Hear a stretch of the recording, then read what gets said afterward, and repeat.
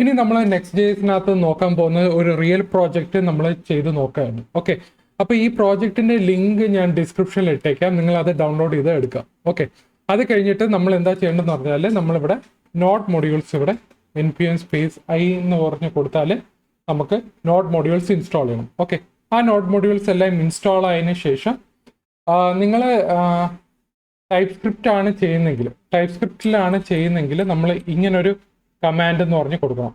npm install -save dev typescript എന്ന് പറഞ്ഞ് ഈ ഒരു കമാൻഡ് നമ്മൾ കൊടുക്കണം. ഇത് ഞാൻ ഡിസ്ക്രിപ്ഷനിൽ ഇട്ടേക്കാം. ഓക്കെ, അത് കഴിഞ്ഞിട്ട് നിങ്ങൾ എന്താ ചെയ്യേണ്ടതെന്ന് പറഞ്ഞാൽ നിങ്ങൾക്ക് ഒരു ചെറിയൊരു വർക്ക് ഞാൻ തരാം. ഓക്കെ, സോ മുന്നത്തെ Next.js വീഡിയോസിൽ പറഞ്ഞ പോലെ തന്നെയാണ് ഇവിടെ നിങ്ങൾ ഒരു റൂട്ട് ക്രിയേറ്റ് ചെയ്യണം. ഓക്കെ, ഇവിടെ റൂട്ട് ക്രിയേറ്റ് ചെയ്യാന്ന് പറഞ്ഞാൽ ഇവിടെ ആപ്പ് ഫോൾഡറിനകത്ത് ഒരു മീൽസ് എന്ന് പറഞ്ഞൊരു ഫോൾഡർ ക്രിയേറ്റ് ചെയ്തിട്ടുണ്ട്, കമ്മ്യൂണിറ്റി എന്ന് പറഞ്ഞ ഫോൾഡർ ക്രിയേറ്റ് ചെയ്തു. ഇത് ആക്ച്വലി ഫയൽ ബേസ്ഡ് റൗട്ടിംഗ് ആണ്.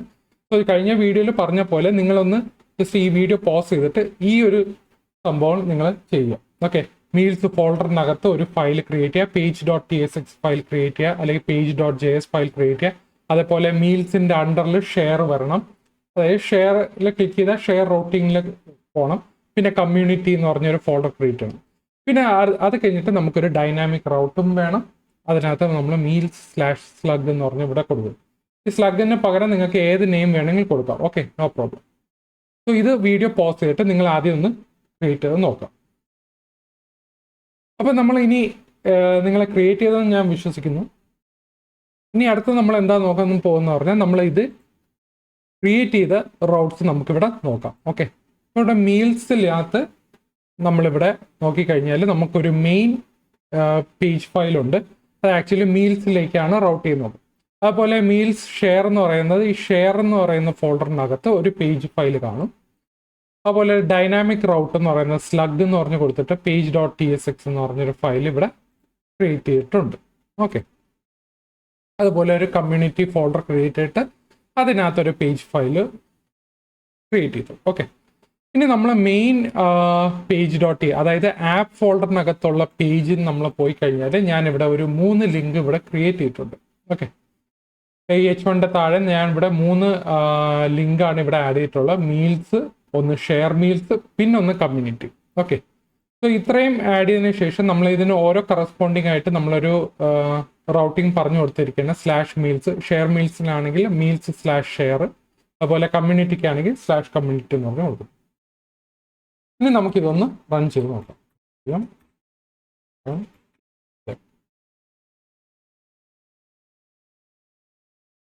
അപ്പം ഞാനിത് ക്ലിക്ക് ചെയ്ത് കഴിഞ്ഞാൽ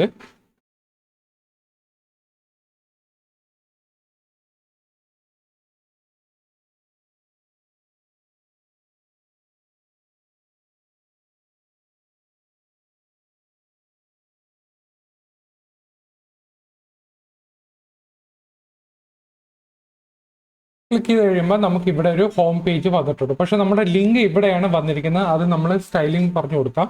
ഓക്കെ, അപ്പോൾ മീൽസിൽ ക്ലിക്ക് ചെയ്ത് കഴിഞ്ഞാൽ മീൽസ് പേജിലോട്ട് പോകും.